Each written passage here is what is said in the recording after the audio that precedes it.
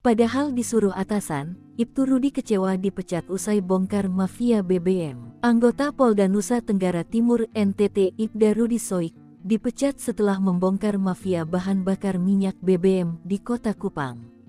Rudi Soik dinilai telah melanggar kode etik profesi Polri berupa ketidakprofesionalan dalam penyelidikan dugaan penyalahgunaan BBM. Adapun alasan pemecatannya karena memasang garis polisi di tempat penampungan BBM ilegal di Kota Kupang.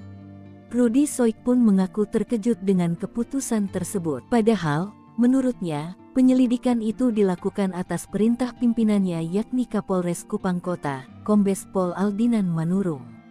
Ia pun menilai pemberhentian tidak dengan hormat PTDH dirinya ini sebagai hal yang menjijikkan. Bahkan, Rudi Soik mengaku selalu ditekan ketika menghadiri persidangan. Dia juga tak diberi kesempatan untuk menjelaskan rangkaian penyelidikan kasus mafia BBM yang berujung pemasangan garis polisi. Sementara itu, sidang kode etik dengan agenda pembacaan tuntutan dan putusan terhadap Rudi Soik digelar pada Jumat pagi. Namun, Rudi Soik tak menghadiri sidang tersebut. Rudi Soik mencontohkan, pemasangan garis polisi itu ada rangkaian cerita. Mulai dari awal hingga terjadinya pemasangan garis polisi di rumah terduga pelaku mafia BBM, Ahmad Ansar, Kamis tanggal 27 Juni tahun 2024. Akan tetapi, pimpinan sidang kode etik hanya fokus di tanggal 27 Juni tahun 2024 saat Rudi Soik memasang garis polisi. Rudi Soik pun menyebut, ia tak diberi kesempatan untuk menjelaskan alasannya memasang garis polisi.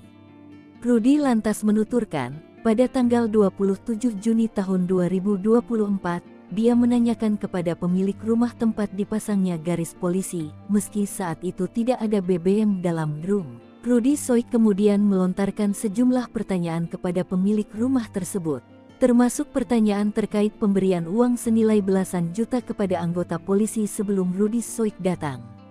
Rudi Soik pun menyayangkan proses sidang kode etik yang dijalaninya tidak mencari fakta-fakta tentang mafia BBM. Namun, seolah-olah terkesan Rudi Soik telah melanggar standar operasional prosedur SOP.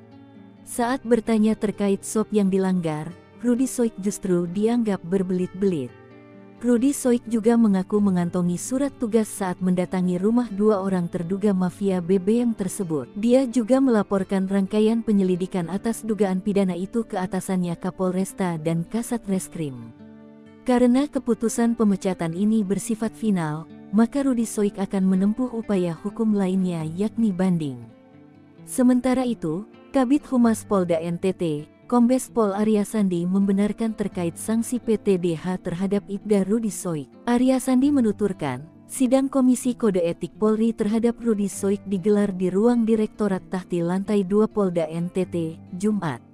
Ketika dikonfirmasi pos tanda hubungkupang.com, Arya Sandi mengungkapkan, sidang berlangsung selama 7 jam, dimulai pukul 10 waktu Indonesia Tengah. Arya Sandi menjelaskan, Rudi Soik melakukan pelanggaran kode etik profesional Polri berupa ketidakprofesionalan dalam penyelidikan dugaan penyalahgunaan BBM dengan cara melakukan pemasangan polis lain di lokasi milik Ahmad Ansar dan Al-Ghazali Munandar. Adapun pasal yang dilanggar, Pasal 13 Ayat 1, Pasal 14 1 huruf B Peraturan Pemerintah Nomor 1 Tahun 2003 tentang pemberhentian anggota Polri Junto Pasal 5 Ayat 1 huruf B, C. Pasal 10 Ayat 1 huruf A angka 1 dan huruf D Perpol 7 Tahun 2002 tentang Kode Etik Profesi Polri dan Komisi Kode Etik Polri.